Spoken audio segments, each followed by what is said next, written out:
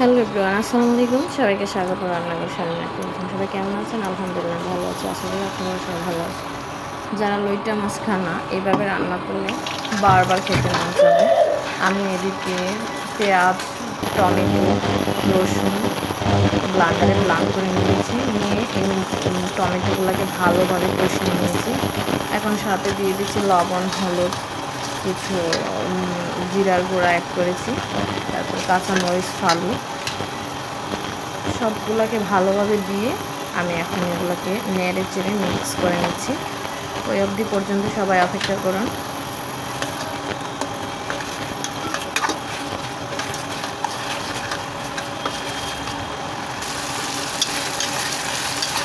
যখন আমার মশলাটা কষানো হয়ে যাবে, একটু সামান্য জল অ্যাড করে আবার মশলাটা কষিয়ে নেব।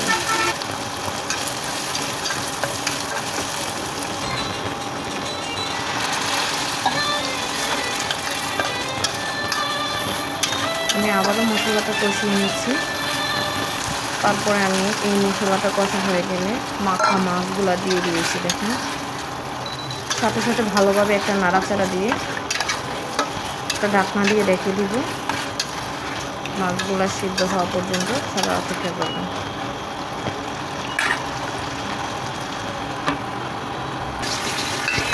এই দেখেন, ঢাকনা ও আলু দিয়ে আমি একটা নাড়া দিয়ে নিচ্ছি। দেখেন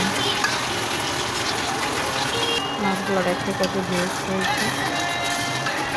যারা লইট্টা মাছ খান না, এইভাবে সবগুলো মশলা কষিয়ে নিয়ে মাছগুলো রান্না করলে খুব ভালো টেস্ট পাওয়া যায়। এখন আমি এগুলোর সাথে ধনিয়া পাতা অ্যাড করে দিচ্ছি।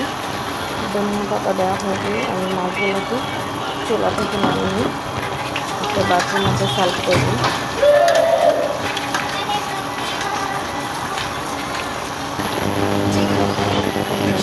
মাখালো হয়ে গেছে। এখন আমি একটা বাটির মধ্যে নিয়ে নিচ্ছি সার্ভ করার জন্য।